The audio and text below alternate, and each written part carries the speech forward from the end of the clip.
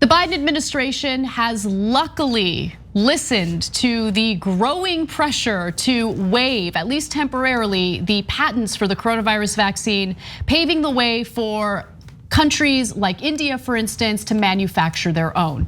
This is absolutely fantastic news.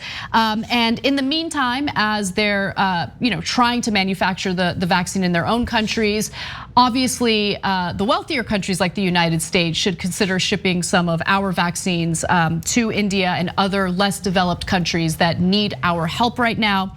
I also want to just note that Katherine Tai, who is the US Trade Representative, released a statement to the media, the Washington Post reporting that she said this is a global health crisis. It is, that's correct.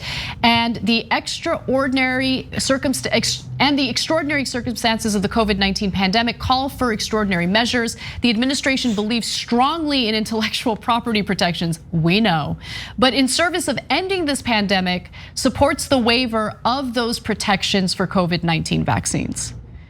You guys, this is just common sense. I mean, honestly, it didn't even need to take as long as it did for the Biden administration to make this decision, but I'm happy that they finally did. Yeah, definitely. This is a step along the way. An important one because in theory, if the US had gone to the WTO and been like, we don't support it, then a lot of other countries probably would have felt like they should probably not go against us, and it would have had very little chance of actually passing. It might still not. And so I would have follow-up questions to the Biden administration, which is, okay, so you signal support for it. Are you potentially going to use our soft power, maybe some economic pressure to put pressure on countries, if there are any other countries that are gonna try to stand against it? Because we could be not only leaders, as we are morally saying, let's do this, let's be leaders in actually making it happen. That's how you do diplomacy. Let's see that applied here as it was in things like the various invasions we've been involved in, the Iran nuclear accords, Paris, and all of that. So that would be great.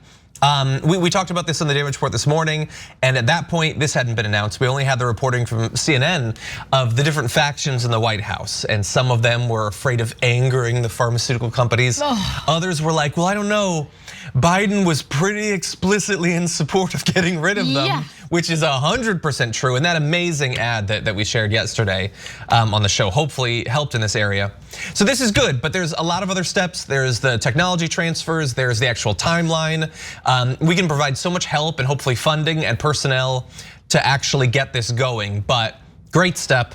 And it's a demonstration that maybe it was the pressure that did it for Biden. I think it is. And maybe there's a demonstration that pressure works. It's also a demonstration that elections have consequences because we would not have gotten this under Trump. Pressure or no pressure, it wasn't going to happen. But with Biden and some pressure and progressives, something good is being done. Absolutely. In fact, I mean, I was not in the camp of Biden can be pressured by the left to go in the right direction on various issues, right? I was a little skeptical of that, but I still felt that getting Trump out of the White House was important. I've never publicly said this, but I live in California, so I wrote in Bernie's name. I didn't even vote for Biden. But I obviously wanted Trump out, and the reason for that is clear. You're right, Trump definitely would not cave into this pressure. Trump doesn't cave into any pressure. He doesn't apologize for any of his wrongdoings. He never takes responsibility for his poor behavior. In this case, and also in regard to raising the cap for refugees, it appears that Biden does listen to his constituents. He does listen to pressure.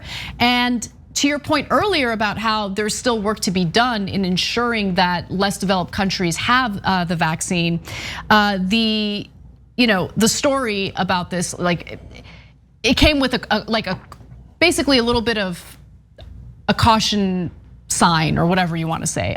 So Tai said that the United States would participate in negotiations around an international waiver of the protections, cautioning that the discussions would take time. That's a little concerning. The United States had helped block negotiations around the proposal since October of 2020, of course, when Trump was president.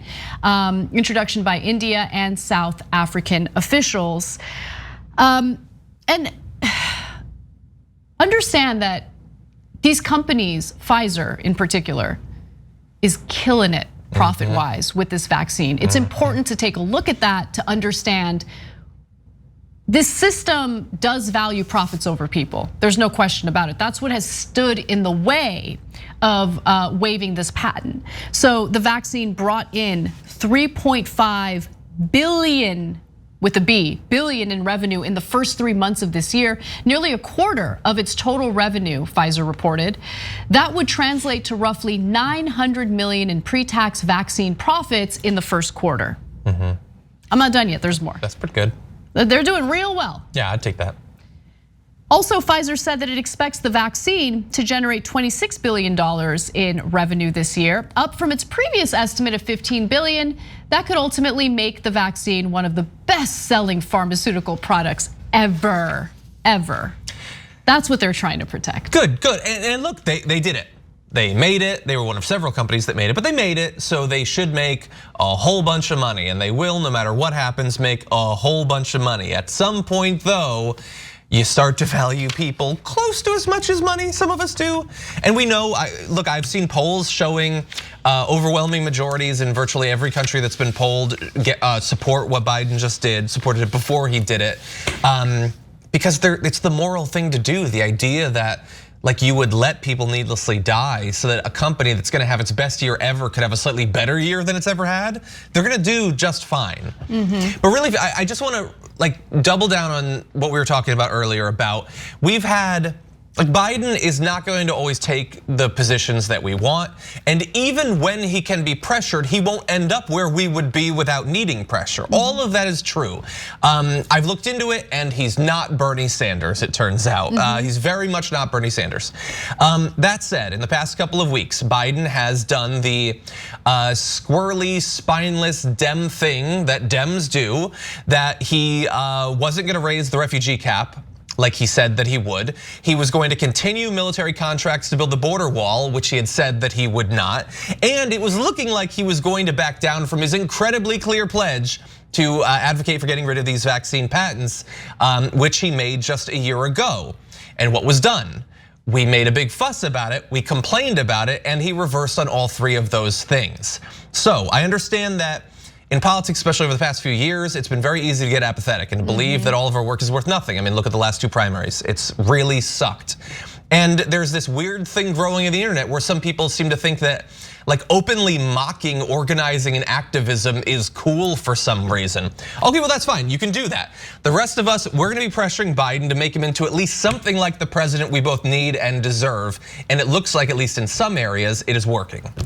You know, Nando said something to me in private, which I'm sure he wouldn't mind me sharing publicly, that stood out to me, and I now have in the back of my mind whenever I'm doing my own political analysis. And he's like, don't get black-pilled.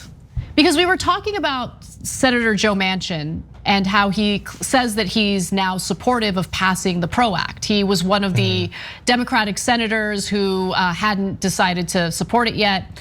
And it's because of the organizing that the DSA has done that they got him to move on that issue.